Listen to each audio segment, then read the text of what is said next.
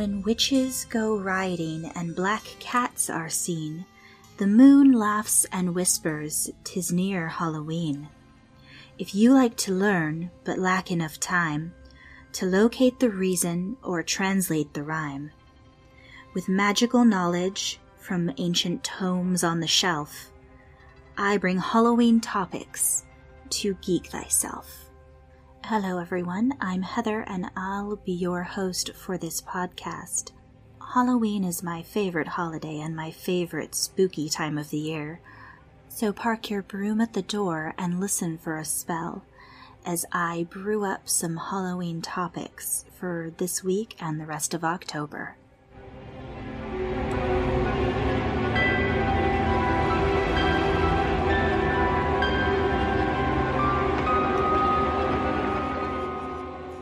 Hi everyone, and welcome to this week's episode of Geek Thyself. So just like I've been telling you, this week I'm doing a special episode where I'm going to be reading a book. It is a Halloween-themed book. However, it is geared towards ages 9 to 12, so it is for sort of middle school, late elementary school age. So for some adults, this may not be their favorite episode, but I wanted to do something a little different for Halloween. And luckily, this publisher, Handersen Publishing, was very generous and willing to let me read their book on my show. They're a great company. They've got a bunch of different children's books ranging from elementary all the way up to middle school age and young adult age. And they've got a lot of different options. They've got some fun titles. The one I'm reading today is Mr. Boggarty The Halloween Grump. They've also got a lot of books that are great for younger readers, things like Sharky Dreams of Pizza and The Short Straw that are picture books for younger children and ranging all the way up into the middle school age. So I definitely recommend you check them out. Their website is Handersen, and that's Handersen publishing.com. It's a husband and wife running everything. Tevin Hansen, who's actually the author of the book I'm reading today, and then his wife, Nicole. They've both been very generous with letting me do this, so I definitely recommend you check them out, especially if you have any children in your family that like books that are a little different and unique, but really fun and entertaining. Another thing is that because I'm reading a book today, I'm not going to be doing a mid-roll. So instead, I'm just going to hit you with some of the high points right now, and then I'll get into reading the story. Okay, so the biggest thing is that next week, actually not even next week, literally in about 2 days, is when the Nerdsmith's Nerdsgiving drive is going to start. It's a fundraiser to support the Trevor Project. I've talked about it a little bit here already during the mid-rolls, but I do really want to urge everyone to go look into it more. TheTrevorProject.org is the website if you want to find out more about the charity. They do great work with LGBTQ plus youth in terms of suicide prevention and crisis intervention. They're really a great group, a good cause. Nerdsmith is really excited to be supporting them, and I encourage you to look into it. You can go to nerdsmith.org/nerds-giving, and you'll find more information on the Nerdsgiving charity fundraiser there and how you can donate. And with that, we're going to get into Mr. Boggarty, The Halloween Grump. Again, thank you to Handersen Publishing and Tevin Hansen, the author, for letting me read this story on my podcast. The summary for anyone who's interested: Halloween is all about scary pranks, ghost stories, and trick-or-treating. Unless you're Mr. Boggarty, the meanest guy on the block. Trix and her friends are going to teach Mr. Boggarty a lesson this year, but they may be in for more than they bargained for.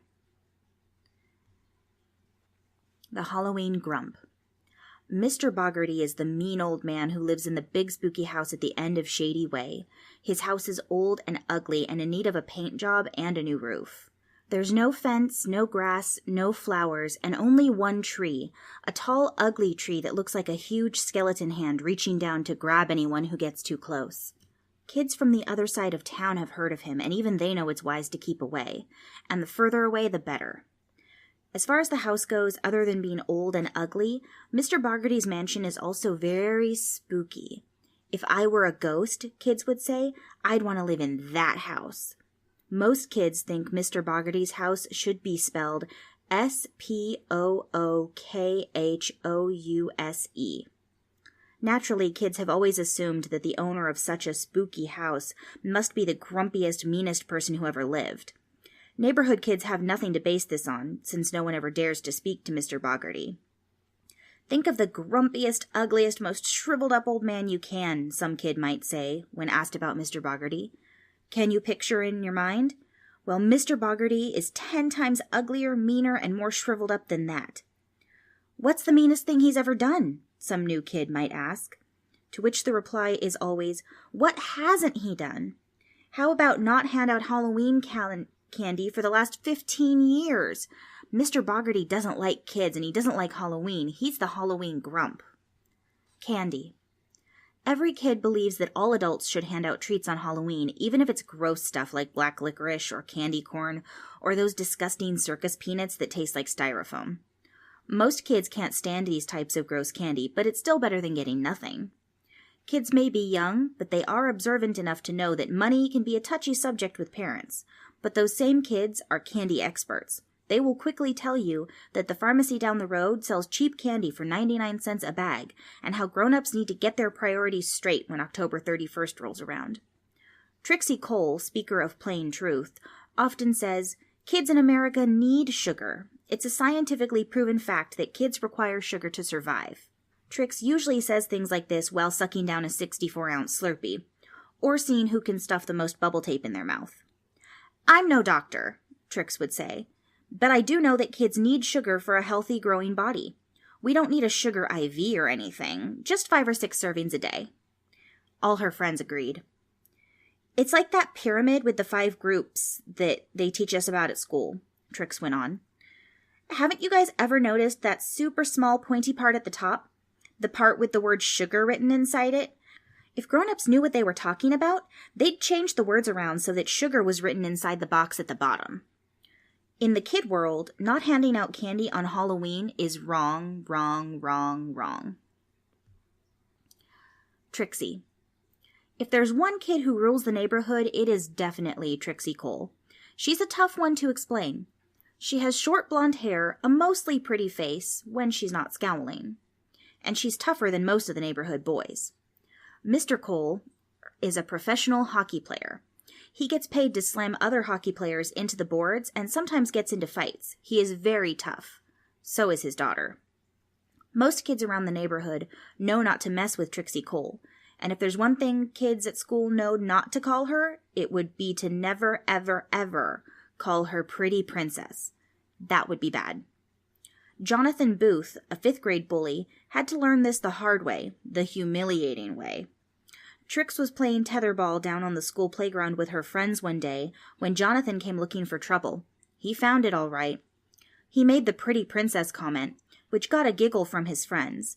The next thing he knew, he found himself knocked to the ground in pain and missing a tooth. "Who's the princess now?" Trix asked, standing over Jonathan ready to strike again. "Smile for me, Pretty Princess."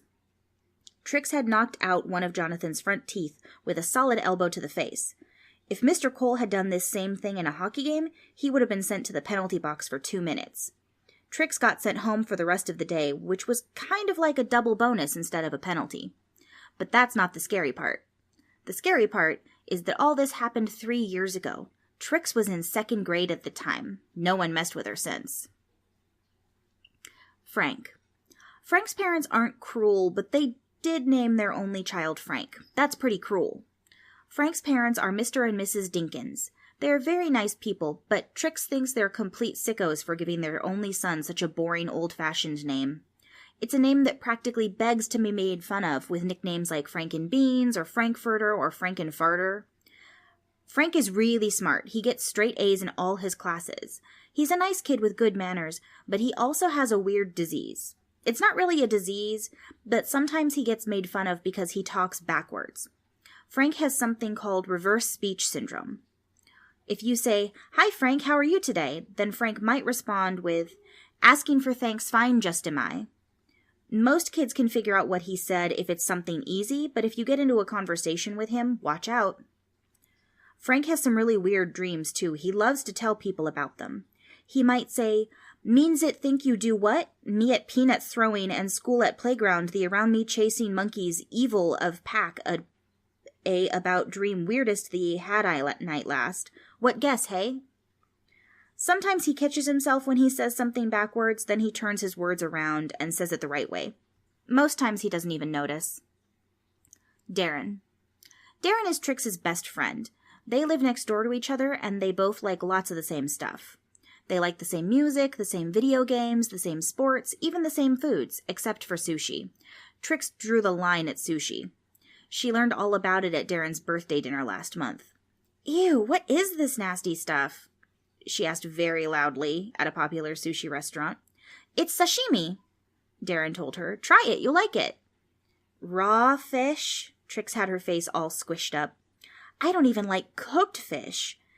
Instead of trying it, she pigged out on miso soup and edamame. Then she sat there and watched Darren and his family pig out on eel, octopus, and raw salmon. So other than the whole raw fish thing, Trix figures that she and Darren are pretty much exactly alike. Here's the catch. Trix claims that Darren is the one who always gets her into trouble. Darren claims it's the other way around. Trix has often said, I wouldn't trade Darren for anyone else in the whole world. Most days. Darby. Darby is from Australia. He has a unique accent which makes him popular just for that.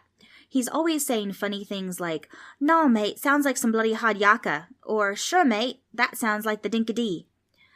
Darby gets into trouble sometimes for the things he says. Last week, when he asked the teacher a question in Aussie speak. Yes, Darby, asked their teacher, Miss Shields, do you have a question?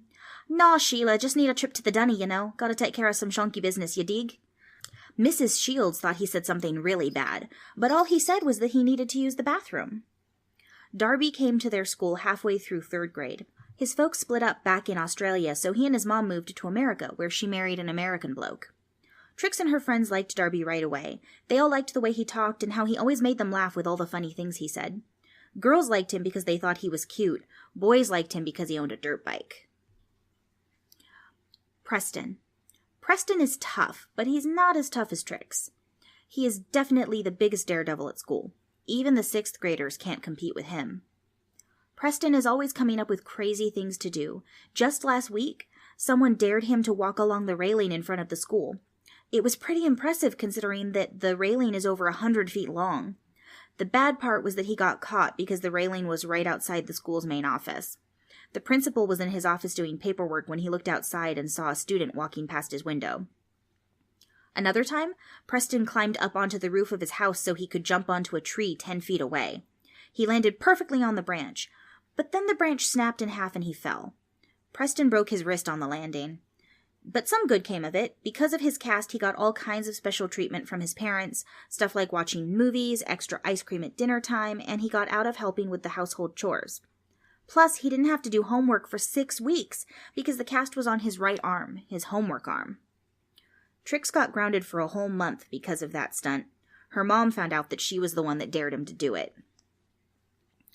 Halloween around the world. In Mexico, kids celebrate Day of the Dead instead of Halloween.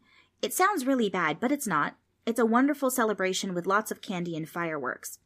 Frank's family knows all about Halloween in Mexico because they flew down there 2 years ago for a church mission trip. When they came back, Frank had a million stories to tell. People love Halloween down in Mexico, Frank told them when he got back. They thought the trip had miraculously fixed his reverse speech syndrome. Then Frank said, "Stuff fun of kinds all, and parade big a have, and candy homemade make, and fireworks offshoot they, treating or tricking going of instead." In Austria, people leave bread and something to drink on the kitchen table on the night of Halloween.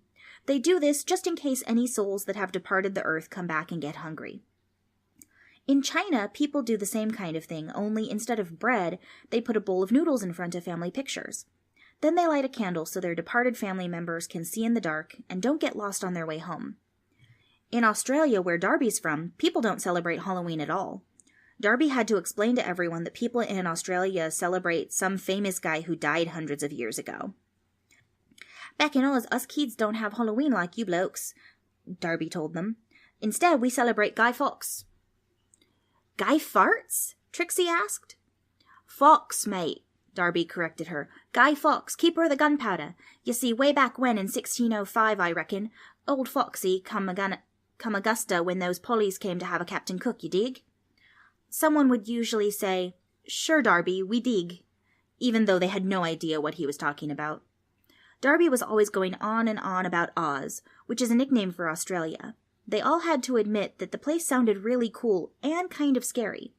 First off, it's an island where all the criminals were sent to live, so it's kind of like a humongous Alcatraz prison. But they have lots of cool stuff in Australia: great white sharks, stingrays, and giant jellyfish that can paralyze every muscle in your body. Australia sounds pretty neat, Trix told him, but no Halloween? That's just not right. In America, people hand out candy. If you don't, then prepare for retaliation. Eggs. It all started one day at the end of summer vacation. That's when Trix, who was already thinking months ahead, came up with a brilliant idea for a Halloween prank. Out of the blue, Trix said, "Why don't we egg Mr. Boggarty's house this year for Halloween? That mean old geezer never hands out candy on Halloween. He hates kids, and he hates Halloween.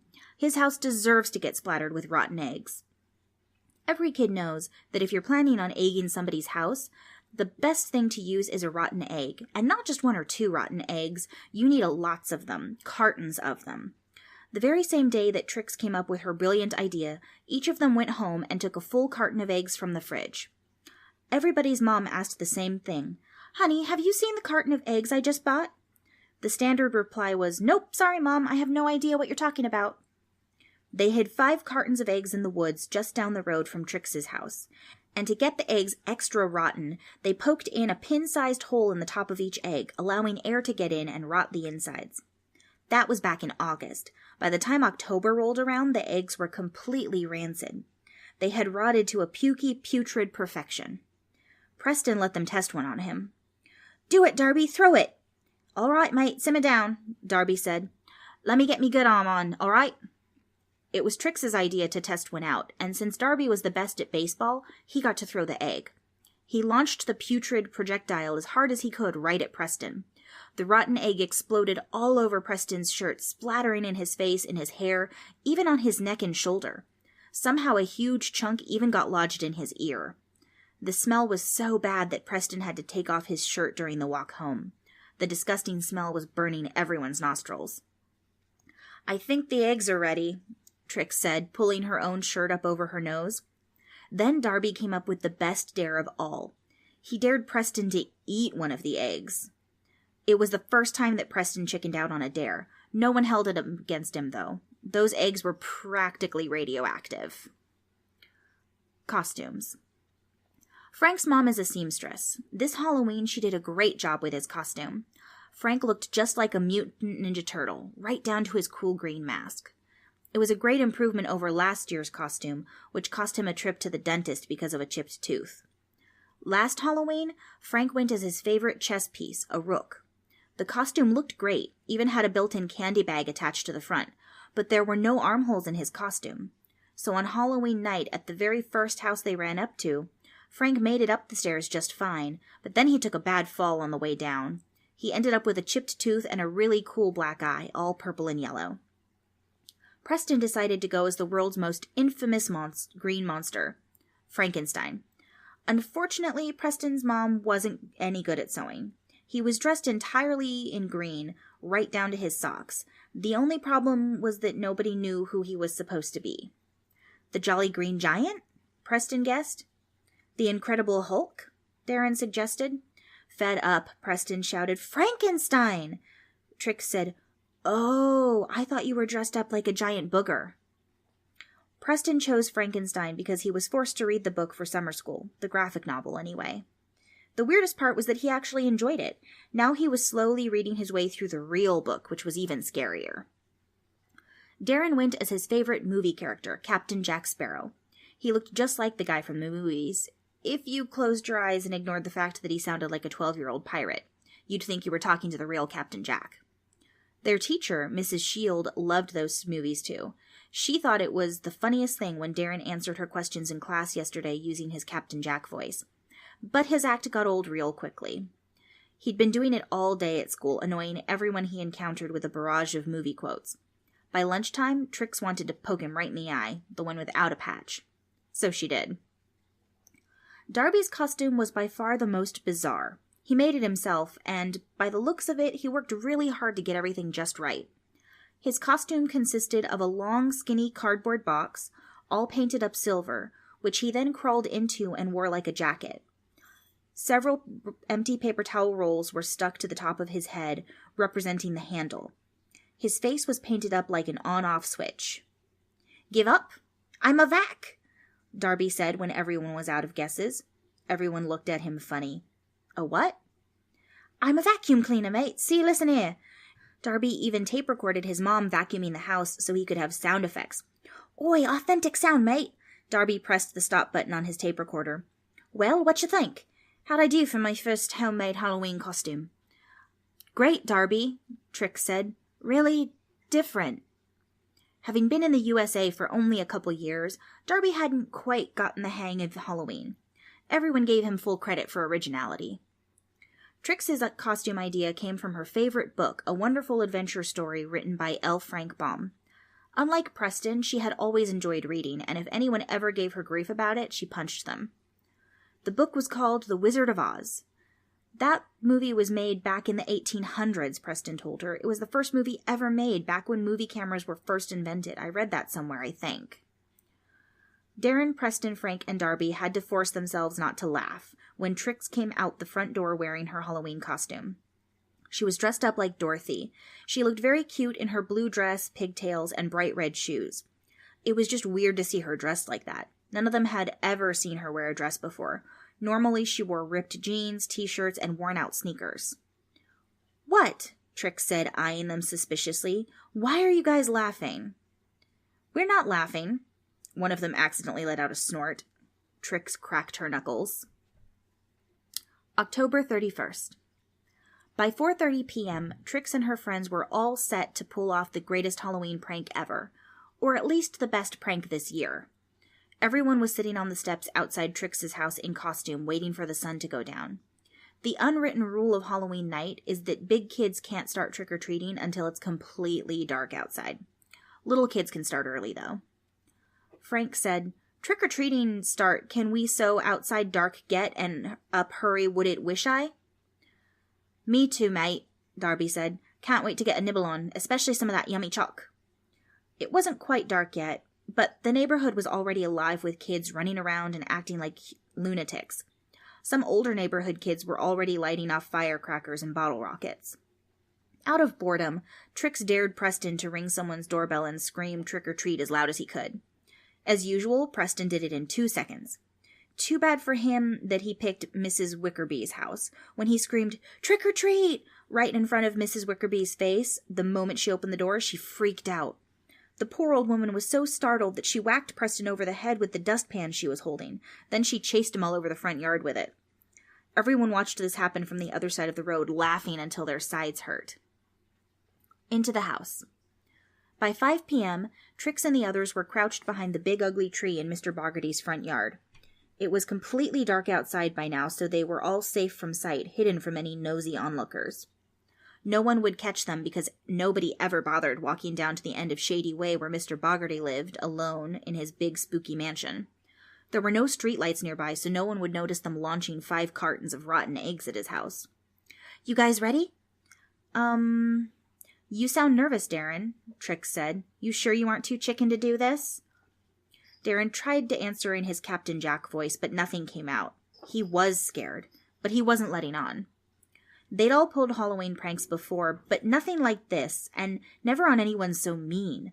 On the off chance that they got caught, there was no telling what Mr. Boggarty might do. Darren suddenly unsheathed his jeweled plastic sword and shouted, "Down with the old bugger, matey!" Then he raced across Mr. Boggarty's front yard and up the porch steps. The others watched him inch his way along the porch, slowly creeping his way towards the front door. The plan was to ding-dong ditch Mr. Boggarty's house to make sure he wasn't home before blasting the outside with stinky rotten eggs. Darren reached the window closest to the front door. The curtains were closed, so nothing could be seen inside. Then he stopped. That was as far as he could go. His legs had stopped working. He had suddenly become paralyzed by fear. "What's he doing?" Preston whispered. "Dunno, mate," Darby said. "Having second thoughts by the looks of it." Finally, after watching Darren for about a minute, they realized he wasn't going any further. Not without help. "Come on," Trix said. "He's going to ruin it for all of us." With Trix in the lead, the rest of them raced across the lawn, keeping low to the ground, joining their frozen friend on the porch. He looked like a mime, not a fearless pirate. "Well, well, well, what's this I see? It's me first mates," Captain Darren said, trying to act as if everything was under control. "This is a soiree for one, matey. I've got things under control, savvy?" "Darren," Trix whispered, "drop the accent, okay? Otherwise I'm going to have to hurt you." "Sorry," Darren said in his normal voice. He whispered, "I wasn't scared until I got up here. Now my legs won't move." "Yeah, we noticed," Trix said. She began pushing him toward the front door. "Hey," Darren hissed. "Quit shoving me, Dorothy. I'll go when I'm good and ready." "We don't have all night," Trix said. "If somebody doesn't take charge, we'll never get it done, so get moving, Captain." Darren continued to make up excuses about chickening out, so Trix shoved him out of the way and headed straight for the front door. She tried the doorknob. Creak. The door opened. The prank. Light from the living room spilled out onto the front porch. There were no sounds coming from inside the house, so that was a good sign. From where they stood, it looked like the coast was clear. Trix was ready, but one thing still bothered her. "You guys," Trix asked, "why is the living room light still on?" It was the first time she could ever remember seeing a light on inside Mr. Boggarty's house on Halloween night. His house was always completely dark, long before trick-or-treaters started parading the streets. Trix cautiously poked her head inside. "What do you see?" Darren asked. "What's in there? Is it one big torture chamber?" Darren squealed like a piglet when Trix grabbed him by the wrist and yanked him inside. He slapped his free hand over his face, hoping to shield his eyes from the horrors within. Trix was not impressed. "This place isn't scary," Trix said. "Looks like the most boring guy on the planet lives here." She expected to see bugs crawling on the floor, or maybe giant spider webs stretching across the ceiling. She imagined dozens of creepy taxidermy animal heads nailed to the walls, or paintings of demons and other scary stuff hanging everywhere. Mutilated sculptures, blood-spattered walls. Not kitsch. There was a dusty old area rug spread out on the living room floor, and all sorts of antique furniture that looked like it hadn't been sat on in years. The floors were all hardwood, and the walls were done up with decorative trim. There were lots of pictures hanging on the walls, but nothing morbid. There was even one painting of a cartoony-looking guy standing on a bridge, holding his face and letting out a scream. "Get in here, you guys." Trix poked her head back out the front door. The other three were still on the porch, huddled together, too scared to enter. "Come on, you chickens," Trix said. "It's safe. There's nobody here but us." Because Trix seemed so confident that nobody was home, they decided it must be safe to enter Mr. Boggarty's house. Darren was busy exploring when suddenly he stopped. He was the first one to notice it. "Trix?" Darren asked. "Why is there a jack-o'-lantern on the table?" It was true. There was a pumpkin on the table.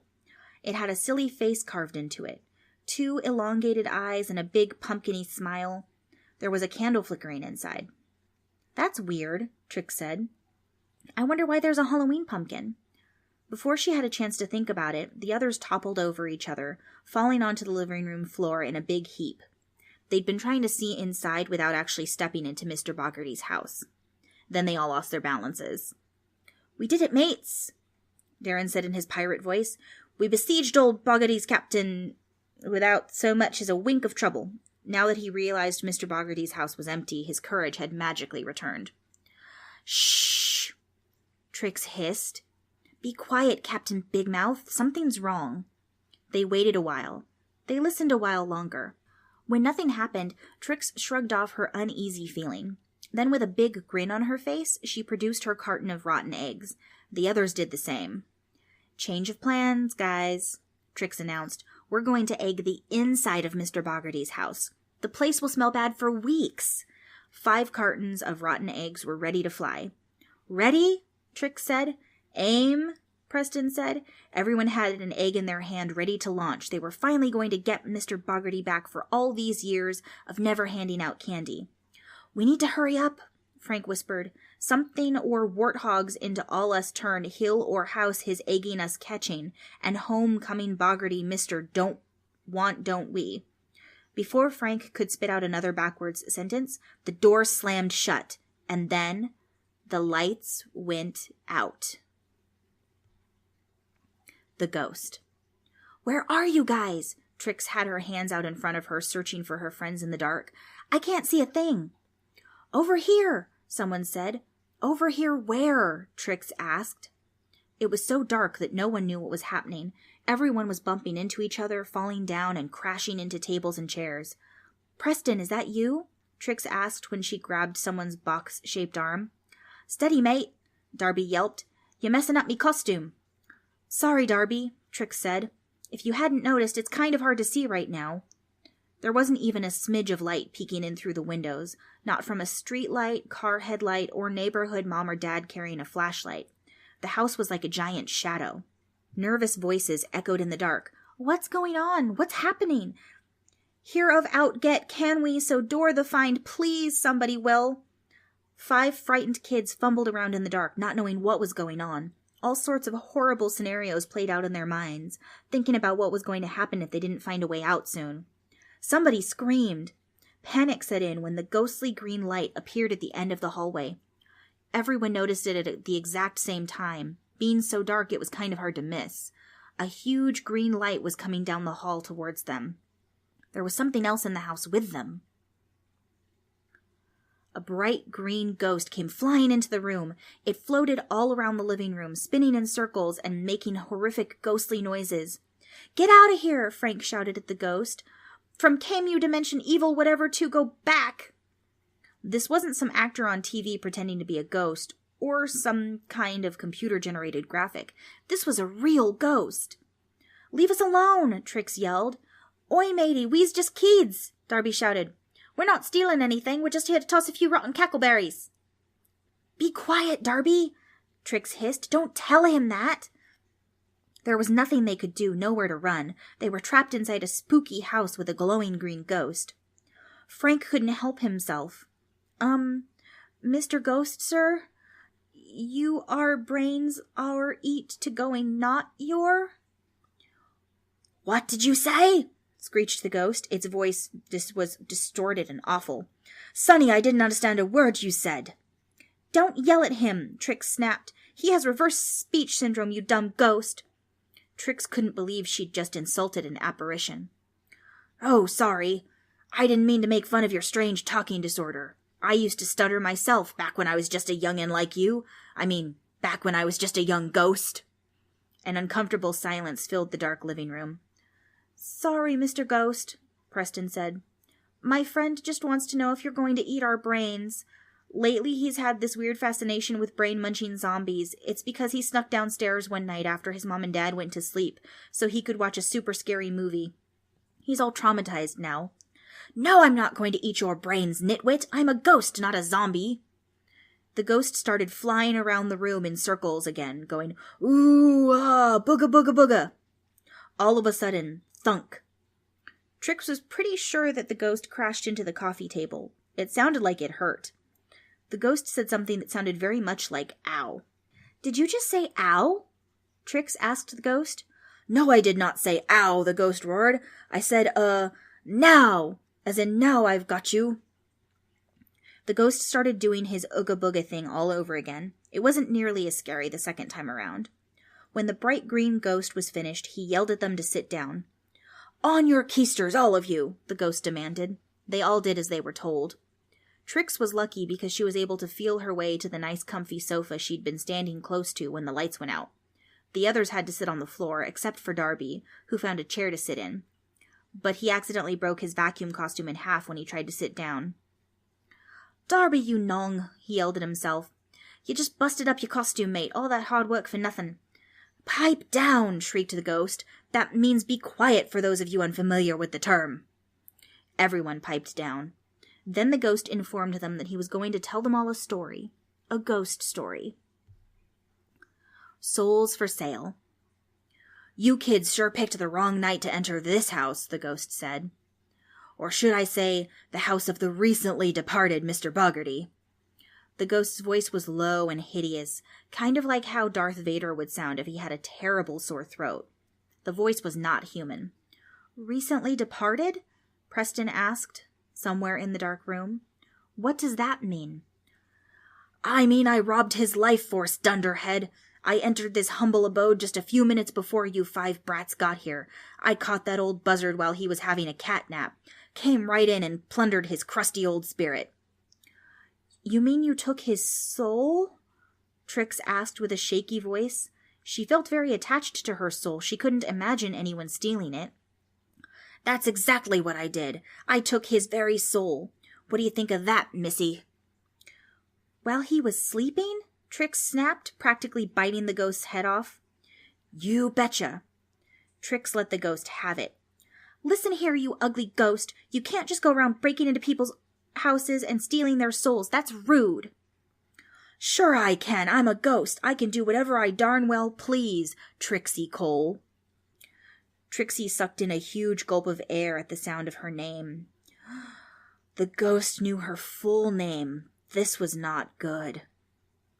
"Ah," said the ghost, floating slowly around the living room. "I've got your full attention now, don't I, young lady?" Trix said nothing. She was too scared to talk.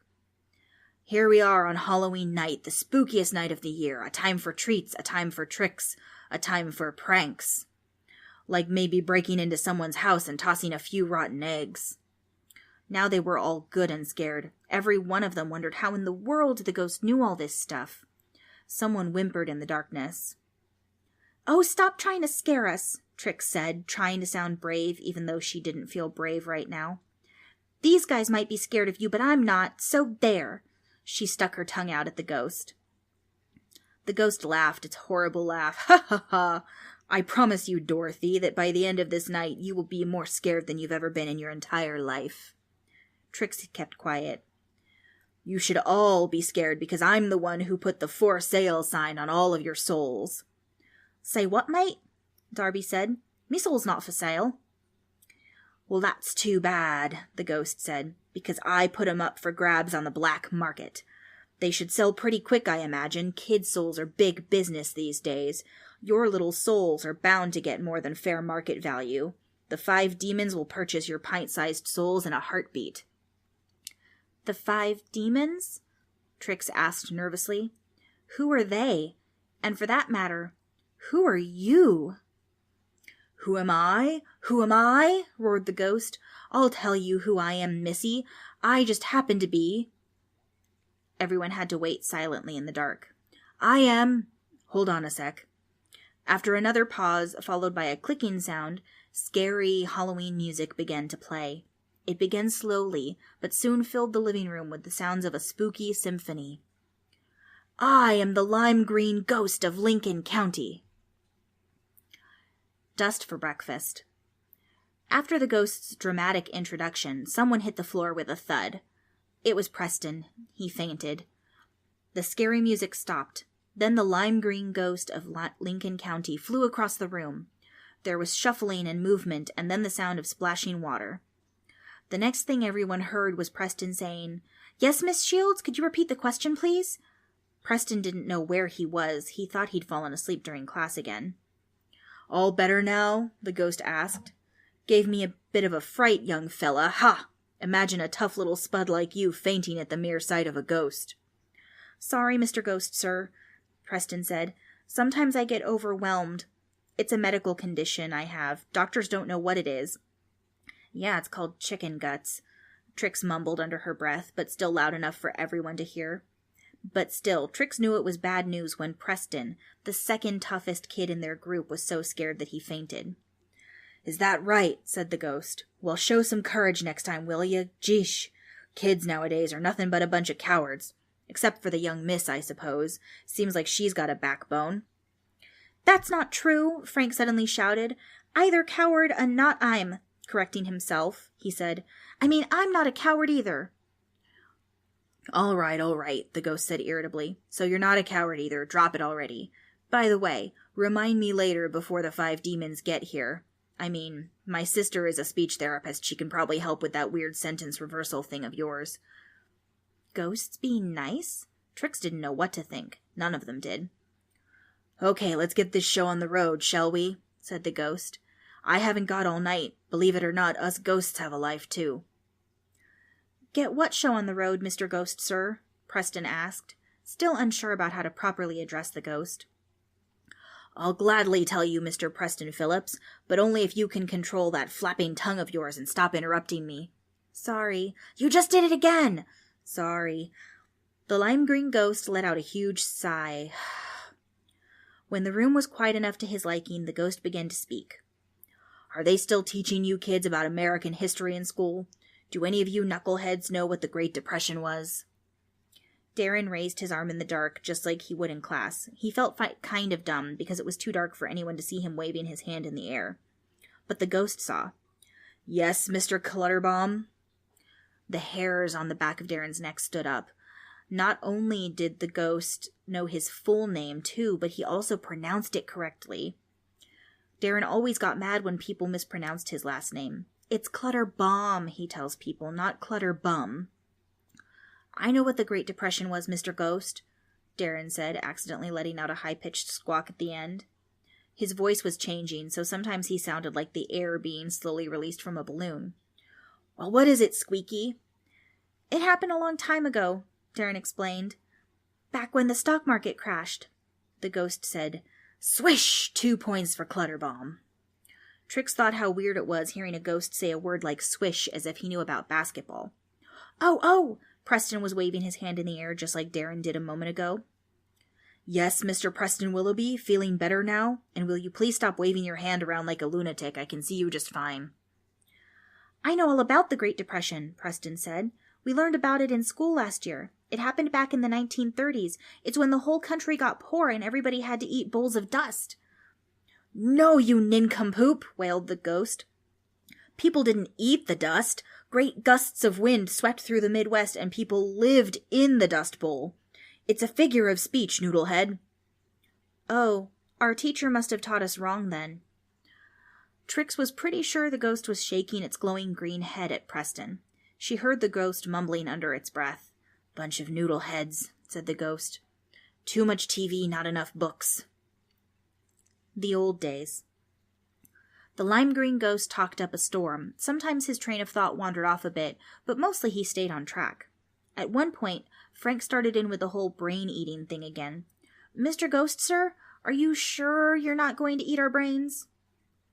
"Oh, brother, will you knock it off?" said the ghost. "For the last time, no, I am not going to eat your brains, but if you keep asking me about it, then maybe I will come over there and take a nibble out of that wet noodle you call a brain." Frank sobbed pitifully in the dark. "Simmer down, mate," Darby said, trying to calm his friend down. "He ain't going to eat your brains, bud. Ghosts eat, they eat Vegemite." "Yes, that's what we eat. Ghosts eat something." "Mite, mate, Vegemite." "Whatever," wailed the ghost. He was just thankful for the help in trying to get Frank to stop whining. "Everything'll be fine, matey," Darby said. Quietly he added, "I hope." Darby is usually pretty calm during crazy situations. He doesn't believe in ghosts or werewolves or vampires. He just believes in something called bunyip, which is a monster that lives in the backwoods of Australia. "So you're the one called Darby." "Sure, mate. Ghost, mate." "From New Zealand, right?" "Naw, mate. Oz, Aussie." "Australia, mate." "Oh, okay. Gotcha, mate. Where was I? We need to get back to business here. No more fooling around. Now, seriously, what was I talking about before?" "Well, before you started insulting my friends," Trix said, "you were telling us about the Great Depression." "Ah, yes," the ghost said, clearing his throat. "Back in those days, kids didn't go door to door collecting candy on Halloween night. Believe it or not, there was such a time when there was no such thing as the internet or playing video games on a 100-inch TV.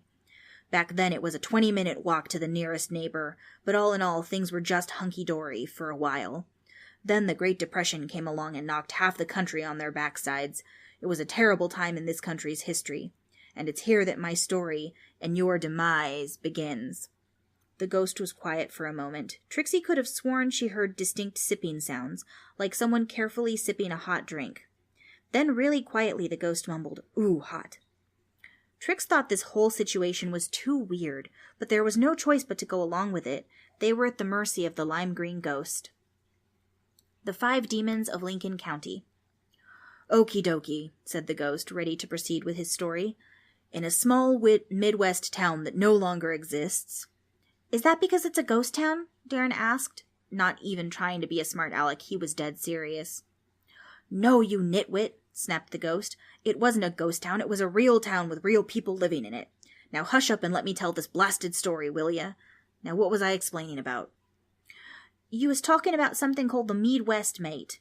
Is that like the Outback? Me gran lives way out back, just outside of Geraldton. She's a shark chaser, and a bloomin' good one. This one time she was out surfing, right, and she came face to face with a 13-footer, bit a surfboard clean in half. She fed one of the pieces to him, and the bloody shark choked on it, and this other time me mum and I were out hunting for a wallaby." "Be quiet, vacuum boy," snarled the ghost. "The Midwest isn't anything like the Outback. Well, maybe it is a little bit. My point is that the Midwest was caught up in the Great Depression just as bad as anybody. And there used to be a small town right smack dab in the middle of Kansas." "Hey, Kansas, like where Trix is from," Darren said. "Where her costume character is from, I mean." "Good, Darren," Trix said, annoyed. "Real smart." "Yes, brilliant observation, Mr. Clutterbaum," the ghost said. "I can see that at least someone in the room is half awake." The ghost cleared its throat again. "Now, there were only a few families in that podunk little town of ours. My family was one of them. Used to be one of them, I should say, but they're all in a bad place now."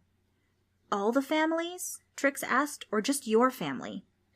"Everyone, Miss Cole. History, sayonara, arrivederci," the ghost yelled so loud that he began to cough. "Anyway, my ghost mom and ghost dad are both long gone," the ghost went on.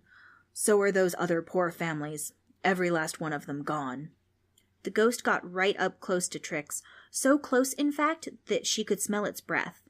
The ghost's breath reeked of peppermint tea. "Ah," continued the ghost, "but tonight you will all get a chance to meet my siblings. They're all still alive, so to speak. There'll be 5 of them in total, my 4 ghost brothers and my ghost sister. In fact, they'll be here at precisely 6 o'clock to pick you up." "Pick us up?" Trix tried not to sound too concerned, though she was extremely worried. "You mean as in come and get us?" "Yep." "Where are we going, ghost mate?" Darby said. "On a walkabout." "I can't go too far," Darren said. "I have to be home by 9 o'clock or else I'll be grounded." "Yeah, me too." "Same here, mate. We've all got a curfew." The room was suddenly filled with voices complaining about what would happen if their curfews were broken. "Be quiet," interrupted the ghost, stifling everyone's whining and complaining. "Where you're all going, you won't have to worry about your 9 o'clock curfew, or anything else for that matter, because you're never going to see your parents ever again. Your new parents will be called—" "Go on, mate," Darby said. "Tell us." The ghost got up real close and said, "The 4 Demons of Lincoln County." More bad news. The words hung in the air as the ghost laughed and laughed. Then his moment was ruined by simple math. Trix pointed out the obvious. "Mr. Ghost, don't you mean the 5 Demons of Lincoln County? I thought you said you had 4 older brothers and 1 younger sister. That makes 5, not 4. "Correct, young lady," the ghost said, zooming in close and patting Trix on the head. "It's good to know that at least one of you is paying attention. I must have forgotten that my sister got turned into a demon, too." Trix was shaking her head. "You still haven't told us where you're sending us, Mr. Ghost." The thought of never seeing her parents again, or her bedroom, or Sam, their golden retriever, was so horrible that she didn't want to think about it. "Well, if you'll be quiet for a second, then I'll tell you. Jeesh, can't an old spook catch his breath?" It wasn't easy for the daughter of a hockey player dad, who yells and swears and fights on live TV, to sit and be quiet. But for now, Trix kept silent. She sat there quietly, biting her fingernails in the darkness. "As I was saying," the ghost went on, "I once had a loving mom and dad, and before you ask any more silly questions, yes, I myself was once a living human being, just like you. This was before the big stock market crash of 1929. After that, those demons from New York City rolled into town and took my brothers and sister away." "What's with all these demons you keep talking about, ghost mate?" Darby asked. "They don't sound like good oil to me." "I'm glad you asked, my little blunder from down under," said the ghost. I want you all to understand that this night, Halloween night, will be the last night of your innocent little lives. Your happy days of childhood are over." Whimpers and groans erupted in the dark room. "Gone are the days of sleeping in your nice cozy beds. Gone are the days of being tucked in by Mom and Dad. No more bedtime snacks. No more warm milk to help you sleep." "Ew, warm milk is nasty," somebody whispered. "No more cutesy-wootsy bedtime stories. No more favorite blankets with cartoon characters to keep you safe. A terrible life awaits you all. You boys are going to become the—" "4 boys and 1 girl," Trixie said, getting miffed at the ghost's mistake. "Oh, right. Sorry about that," the ghost said, actually apologizing to her. "That's why you 4 boys and 1 young lady have been chosen to become—" There was a long, silent pause. Then more spooky Halloween music began to play. Trix recognized the song immediately. She was pretty sure it was from the same cheesy Halloween CD that her dad bought. The CD was called Halloween Spooky Jukebox or something silly like that. The lime green ghost said, "You 5 little beasties will take over for my brothers and sister. You will grow up to be—" The music turned up. "The 5 new and improved demons of Lincoln County. Evil bankers and slimy car salesmen." This was terrifying news considering that everyone in the room resided in Lincoln County. "Mr. Ghost, sir?" Frank asked. "Young man," said the ghost in an irritated voice, "if you ask me one more time if I'm going to eat your brains, I swear—" "No, Mr. Ghost," Frank said. "Twizzlers some and Snickers mini of couple A and apple candy a godive. Here get County Lincoln of Demons 5 the before candy are eat to allowed we're if wondering just was I." "Frank wants to know if he can eat his candy," Trix said. "Sounds like a good idea to me. I'm hungry too." Technically, Mr. Boggarty's house wasn't the first house they'd stopped at. It was the 12th. Kids know long beforehand which houses hand out the good stuff. Things like candy apples and full-sized candy bars go quickly, so those houses get hit up first. Each of them already had a small stash of goodies in their candy bag. "Fine, go ahead," said the ghost with a sigh. "You know something? When we were kids and went out trick-or-treating, we got nothing. More than a few walnuts or an apple or an IOU. "But ghosts don't eat candy," Darren said. "Everybody knows that." "Is that right?" said the ghost.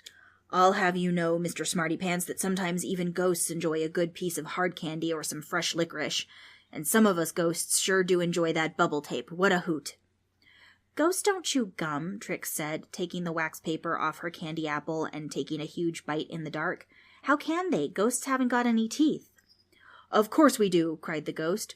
"Ghosts all over the world chew bubble gum. We can blow bubbles just as good as any living person." "Sure, ghost mate," Darby said. "Whatever you say." "Right, where was I?"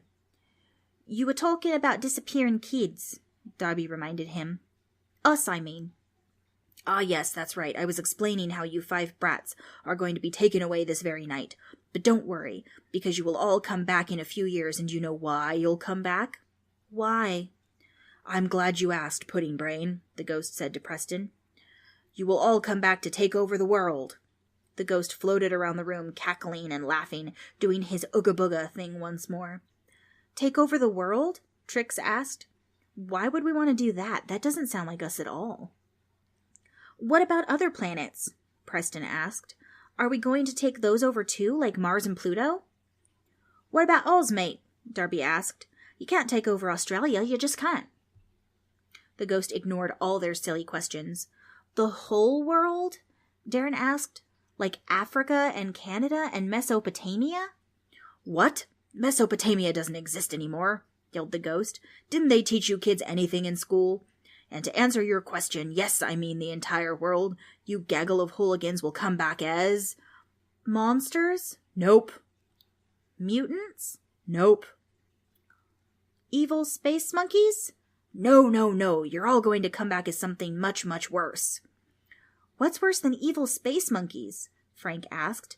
"I mean, seriously, they're evil and they scratch their butts and pick bugs out of their hair and eat them. I've seen them do it at the zoo." "I'll tell you what's worse," the ghost said. "You will all come back as ruthless, evil, diabolical double-crossers." "What are those, mate?" Darby asked.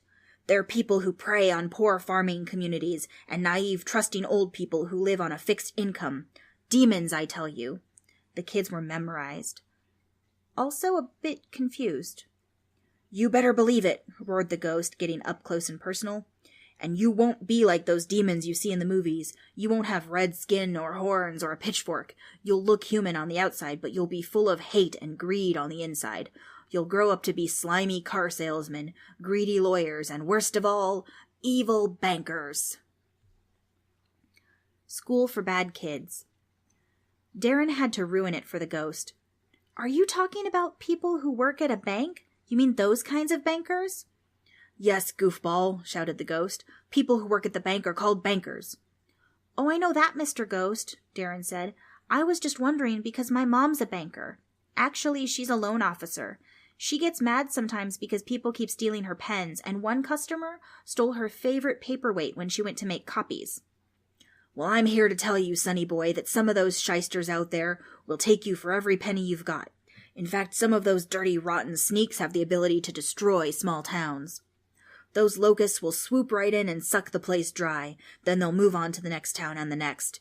And that's what lies ahead for all of you delinquents. You'll cause one catastrophe here after another." Everyone began to beg and plead with the ghost, saying that they couldn't be taken away because all of the stuff they wanted to do when they grew up. "Not me. I'm not going to be some greedy lawyer or slimy car saleswoman," Trix said.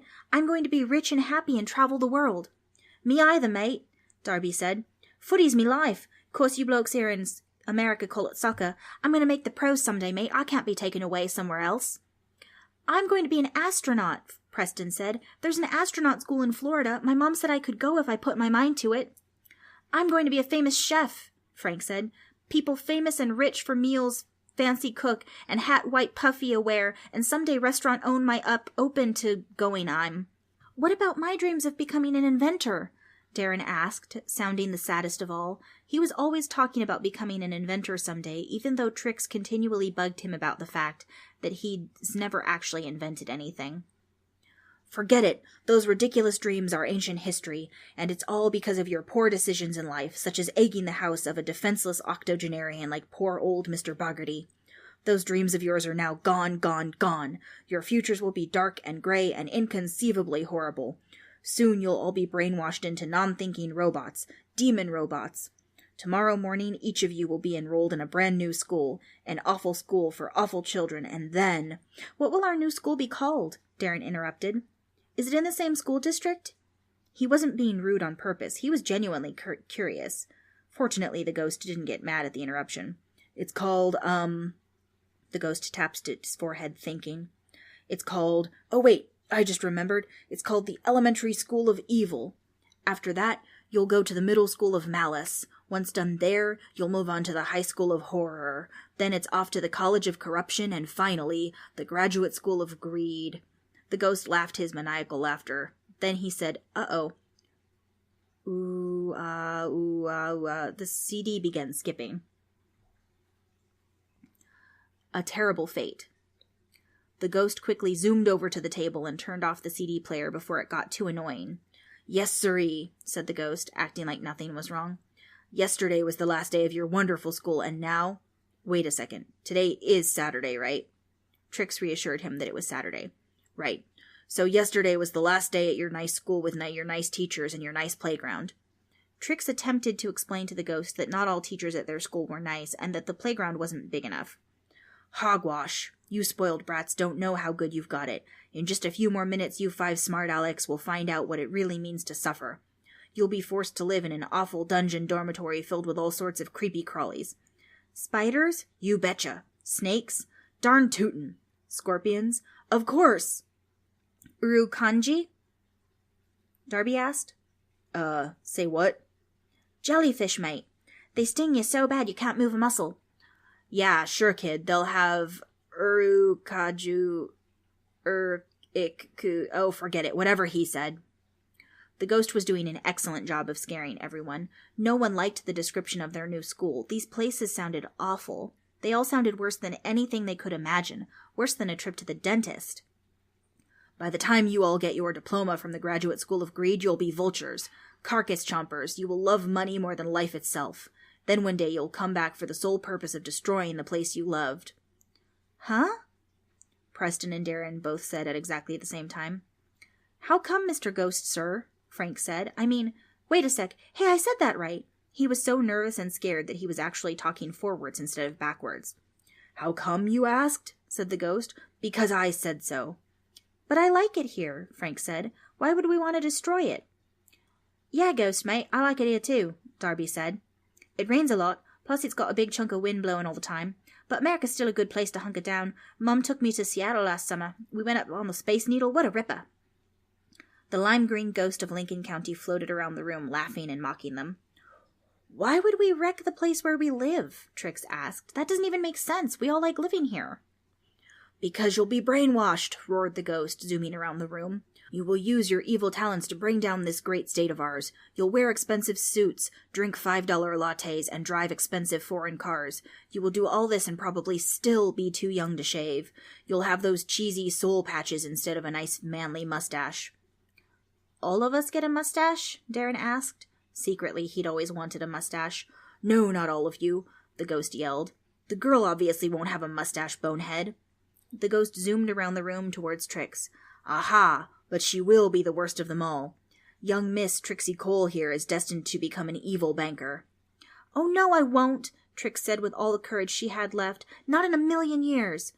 "Oh, yes, you will." "Will not." "Yes, you will," the ghost got right in Trix's face. "After those evil teachers train you up a bit, you'll possess the ability to drive poor people to their knees. Soon you will learn how to swindle low-income families out of what little money they have. You'll bamboozle them with your bank talk mumbo-jumbo." "But I don't want to hurt people," she said. "I like people, most of the time." "Tough cookies," yelled the ghost. "Better get used to the idea. Soon you will enjoy hurting people. You'll love it more than anything else in the world, more than vanilla ice cream with chocolate syrup and rainbow sprinkles. You'll take pride in ruining people's lives with your legal jargon and your bank fees, and all those incredibly high interest rates. You'll make those families so poor that they'll beg for mercy, and you won't help them, not even when they beg and cry. You'll become so corrupt, so vile, so despicable, that you'd rather put those people out on the street than give them an extension on their loan. You'll take advantage of everyone. People you know, people you grew up with. Families and friends, and those you used to love. Oh, sure, you'll take them out for a drive in your fancy car, and then drop them off at the poorhouse. That includes your own family. What do you think about that, Trixie Cole?" Trixie was speechless. The ghost had them right where he wanted. The 5 of them felt like they'd been trapped inside Mr. Boggarty's house, dearly departed in Mr. Boggarty's house for an eternity, but really it had only been about 20 minutes. Trix wished to be outside with the other kids, running around, collecting candy, and having a wonderful time. Instead, she was miserable and heartsick that she was going to grow up to do all those awful things. A huge crackle of thunder exploded outside. There must have been lightning, too, but none of them got to see it because the room was too dark. The only thing visible was the fluorescent green ghost. Rain pelted against Mr. Boggarty's windows. The sound grew steadily louder. Soon the windows were being hammered by a full-blown rainstorm. Trix imagined all the kids and parents outside running for cover. All she could think about was what was going to happen when the 5 demons of Lincoln County came to take them away, and then ship them off to some awful boarding school with evil teachers. She felt like crying. Goodbye, sweet childhood. Their last few minutes of freedom were ticking away. "You still didn't explain what happened to you, Mr. Ghost. How come you didn't get turned into a slimy car salesman or evil lawyer?" Trix said. "I thought you'd never ask," said the ghost. "You see, I wasn't always like this. I haven't always been trapped inside this ghostly body. I was once a spry young man with a clever mind and energy to burn. I felt invincible." Oh, Preston butted in. "Kind of like Yu-Gi-Oh, right? Yu-Gi is this high school kid who has the power of invincibility." "No, you dimwit, I'm a real ghost," the ghost yelled. "Not some made-up cartoon character." "Oh." "How do you know about Yu-Gi-Oh?" Trix asked. "Ghosts don't watch TV." "Quiet, girlie," shouted the ghost. "Who says ghosts can't watch cartoons? We need a little downtime too, you know." The room was quiet, but not for long.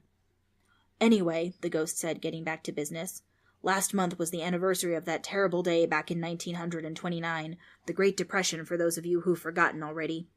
I was just a tiny thing when my brothers and kid sister were taken away, off to live with some demon relatives. They left as sweet, innocent children who grew up to be hideous, conniving, thieving adults.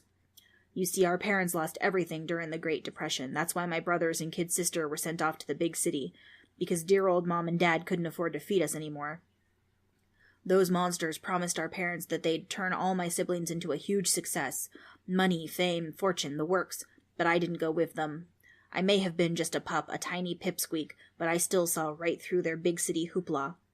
With X-ray glasses? Preston asked. Could you see right through down to their evil bones? Hush up, will ya? Look, here's the deal. I refused to go with those demons, so they cursed me. I see, Darby said. So that's how come you're so nasty looking. Yes, Mr. Thomas, said the ghost quite nicely, considering that Darby had just insulted him.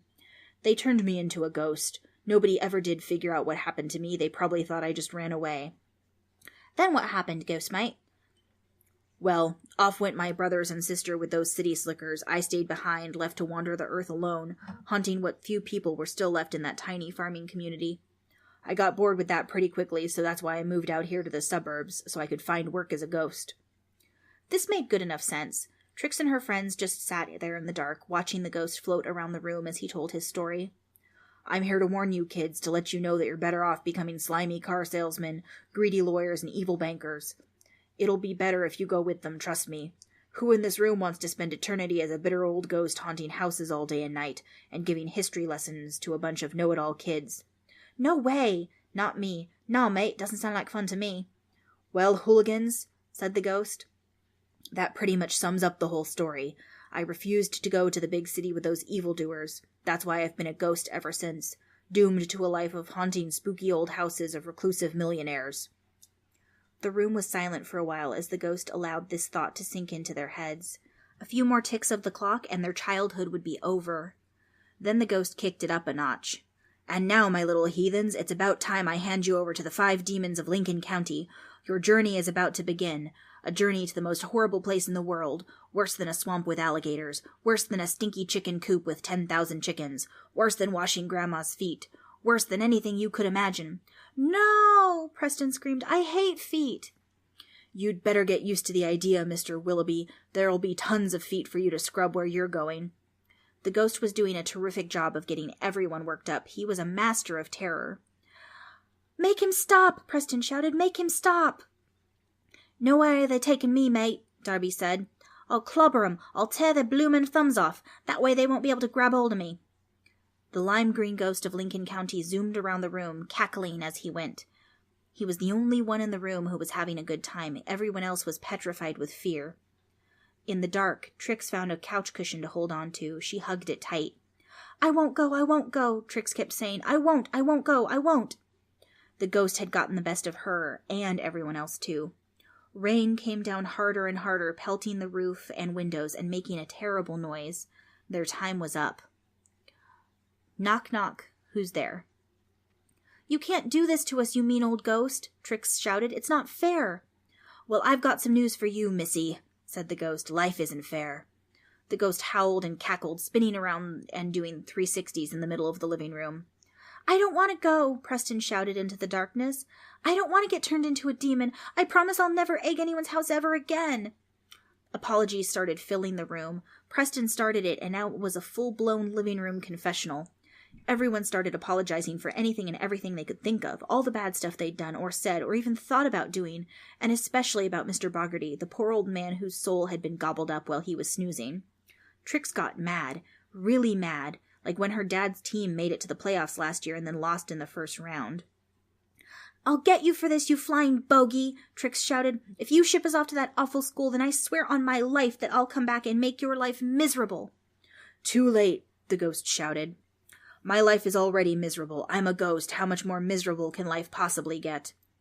Rain beat down so loud that it seemed as if the whole house was shaking. The cheesy Halloween music started up again, and then...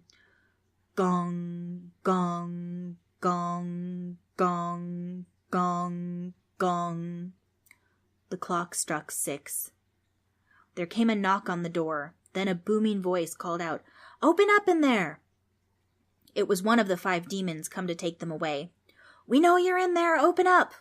Screams filled the living room. The 5 demons of Lincoln County were on Mr. Boggarty's front porch. They were banging on the door and demanding to be let in. "Let us in!" The lime green ghost wasn't helping matters much. He was floating around the room, howling and screaming along with everyone else. "I told you so," the ghost shouted. "Didn't I tell you they'd be here at 6 o'clock? The 5 demons are here for your souls." Trix jumped off the couch and immediately ran into someone. Darren? Darby? Frank? She had no idea. She tossed whoever it was aside and fought her way around in the darkness, searching for a way out. There was no escape. They were done for.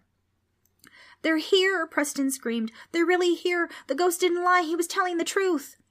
"Of course I was telling the truth," yelled the ghost. "I told you they'd be here at 6 o'clock on the dot. You kids never listen." "I thought maybe your clock was wrong," Preston shouted back. "You know, like daylight savings time. I was going to jump out the window and run away." "Preston, you chicken!" Trix yelled at him. "You were just going to leave us here to be taken away?" "That was sort of my plan," Preston admitted. The doorbell rang repeatedly. "I said open up in there, you old fogey. It's raining cats and dogs out here." The 5 demons of Lincoln County did not sound happy. They were getting angrier by the minute. They were probably upset because the rain was getting their horns all wet. They smashed on the door and even knocked on the window. The doorbell rang over and over. The demons were trying to get in any way they could. Ding dong, ding dong, ding dong, ding dong, ding dong, ding. "Open up, Boggarty," cried one of the demons, probably one of the evil car salesmen. "We know you're in there. It's 6 o'clock, old man. Don't make us late again like last year. I want to get there good and early to get some of that apple cider." "Yeah, Harry," hollered another demon. "By the time we got there last year, all the kids gobbled up all of Mrs. Silver's famous Halloween cupcakes. I don't intend to miss out 2 years in a row." "Please, Mr. Ghost," Frank begged. "Hide to place us find, please. You can't. Us help you won't."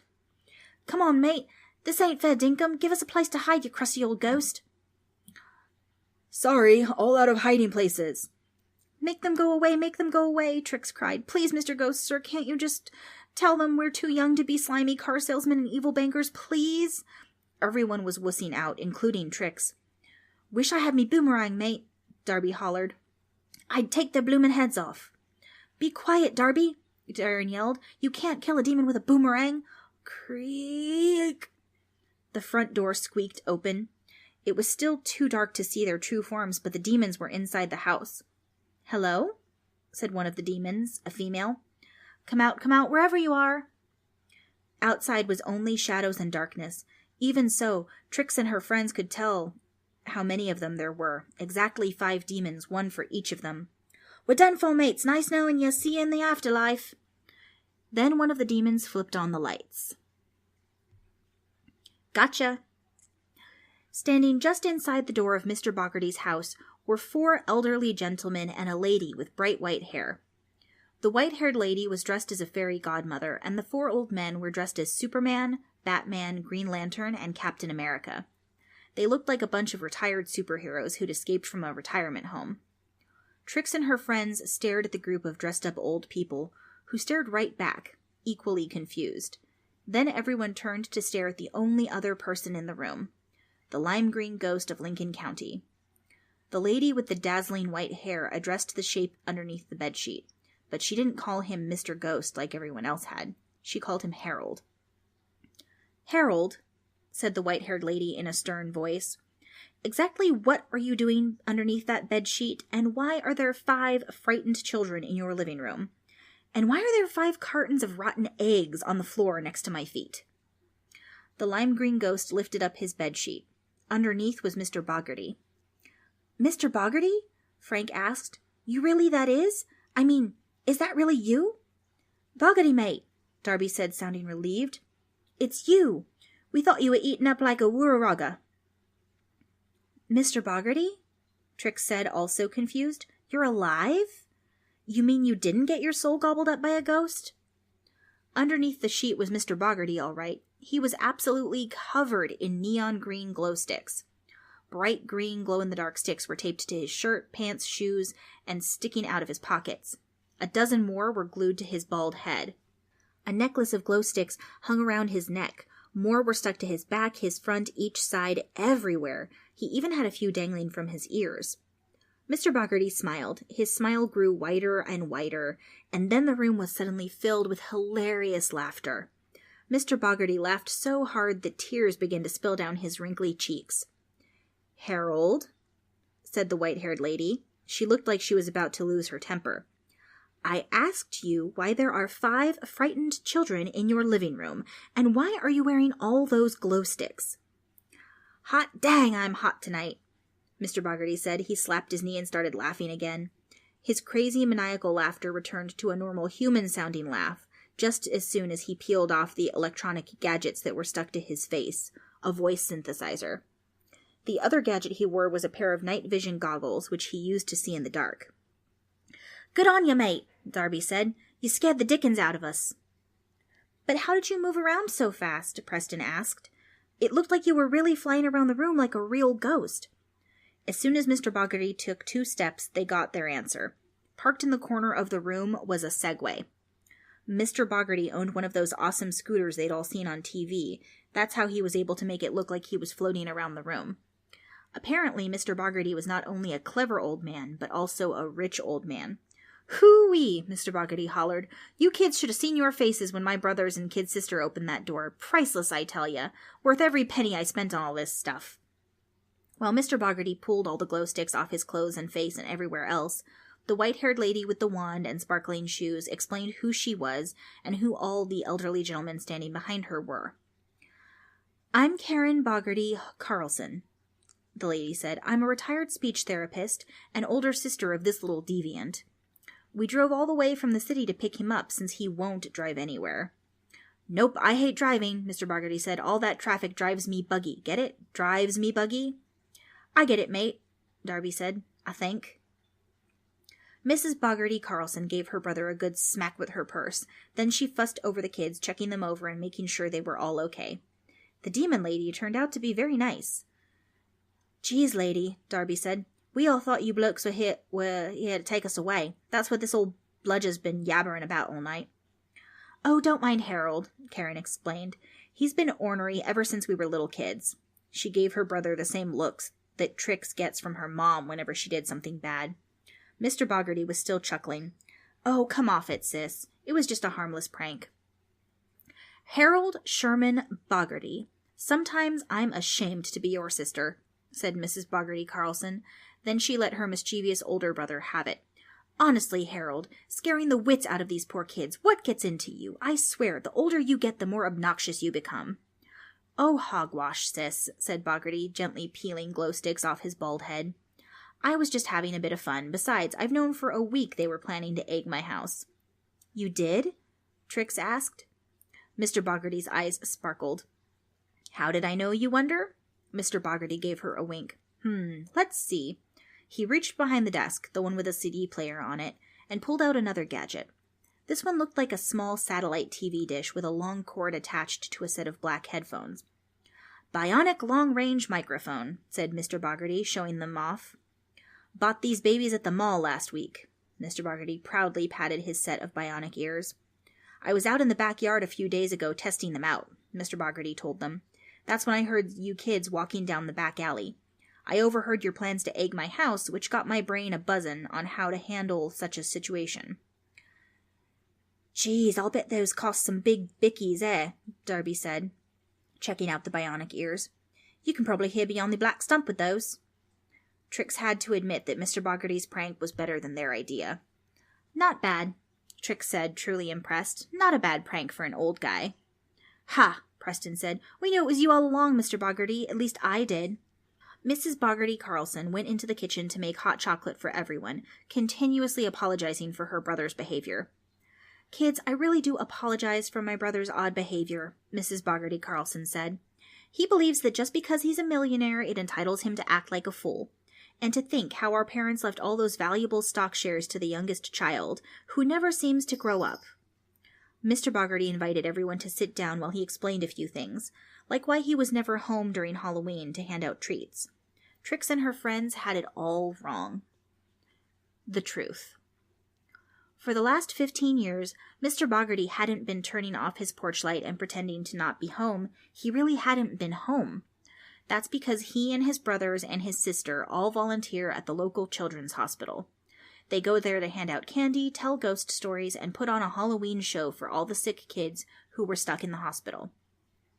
"It's true," said the tallest Boggarty brother, the one dressed up like Captain America. Old Harry came up with the hospital idea years ago. He's always loved Halloween." "More than all 5 of us put together, I'd say," said his other brother, Batman. "Starts getting restless just as soon as September rolls around." Mr. Boggarty didn't hate kids, and he certainly didn't hate Halloween. In fact, he loved Halloween so much that he decided to stop handing out candy at home so he could help out at the hospital every year, entertaining some of the kids who couldn't go trick-or-treating. "The only problem," explained one of the Boggarty brothers, "is that he, my younger brother, never bothered to get his driver's license, so we all take the day off and drive out here to pick him up." "Good one, mate," Darby said. "All this time we thought you was just some crazy old bloke who liked to mind his own bizzo." "Yeah, I feel awful," Trix said. She meant it, too. For years they were determined to believe that Mr. Boggarty shut off his lights because he hated Halloween. They couldn't have been more wrong. Mr. Boggarty loved Halloween. They all felt bad. Really bad. "Wow," Trix said. "That's really nice of you, Mr. Boggarty. Going over to that hospital and putting on a Halloween show for those kids? We had no idea you were so nice." Mr. Boggarty smiled. His cheeks even turned a little red from the compliment. "Honestly, Mr. Boggarty, we really didn't have any idea," Darren said. "Man, we really are jerks," Preston said. "Nah, mate," Darby said. "We're the biggest jerks in the whole history of the world." "There's no need to apologize," Mr. Boggarty said. "I suppose I should have explained myself a lot sooner. I guess I should have realized that a good egging was coming my way." Mr. Boggarty collected up all the kids and led them to the front door. He said he hated to rush them out the door, but he and his brothers and sister were due at the hospital by 7. "Can't be late," said Mr. Boggarty. "Otherwise there'll be a lot of disappointed kids." Trix stopped at the bottom of the front porch steps and turned around to face Mr. Boggarty. "Mr. Boggarty?" "Yes, Trixie?" "Maybe next year you could take me to that hospital with you?" Trix asked. "It sure sounds like you guys have a lot of fun there with those kids." "Yeah, good idea," Darren said. "I want to go too." "Me too. We can all go, mate." A huge grin spread across Mr. Boggarty's face. "That would be wonderful," he said. "Absolutely wonderful." Trix smiled at the idea as she waved goodbye. "Bye, Mr. Boggarty." "See ya, ghost mate." Trix couldn't get over the fact that the person she thought was the biggest Halloween grump on the planet turned out to be a sweet old man with a huge Halloween heart. "One more thing, kids," Mr. Boggarty called.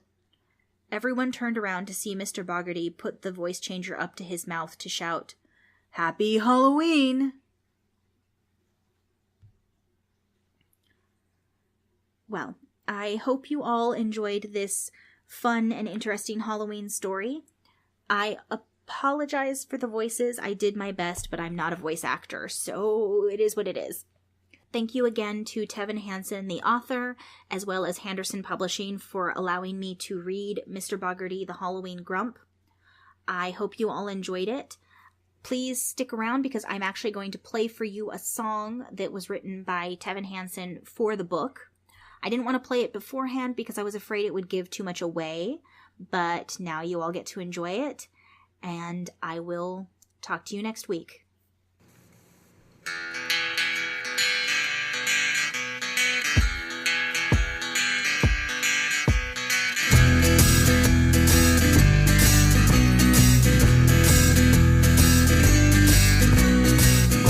Mr. Boggarty, mean as can be.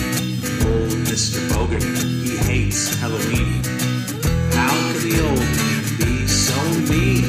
Never hands out candy on Halloween.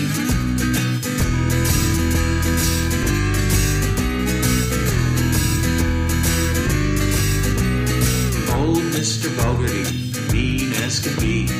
Old Mr. Boggarty, he hates Halloween. We're going to play a trick on the mean old man. We're going to egg his house as fast as we can.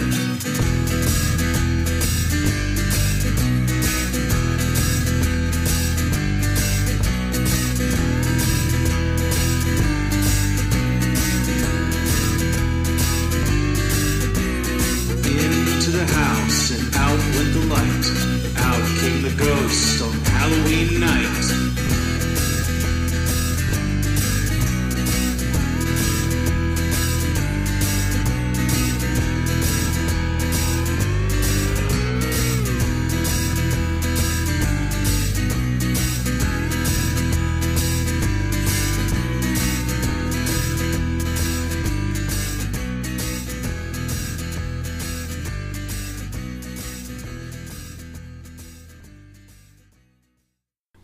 Thank you for joining me for one of our spooktastic episodes for this Halloween season. Please remember to check out all of the other wonderful shows and productions at nerdsmith.org. As always, you can find me at amethyst_magic, and that's magic with a CK on Twitter. I'll be back next week with another spooky Halloween topic for the rest of October. And until then, please remember to geek thyself.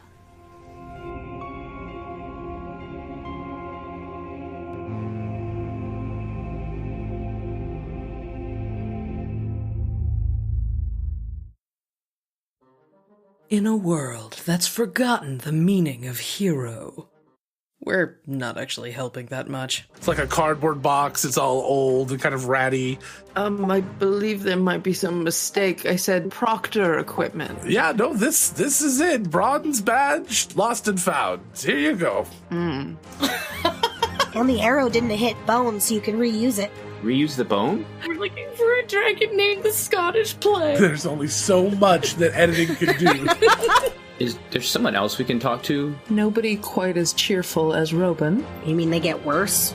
And more privileged, yes. Stone Coast Railway, Cal! Come to the Stone Coast Railway.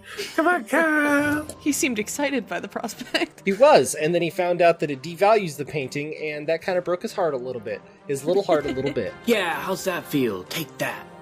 Bad. You can talk us that? Oh no! Was there a joke in there, Kyle? Did no, you want to? I'm fine. Do you want to take another swing at that one?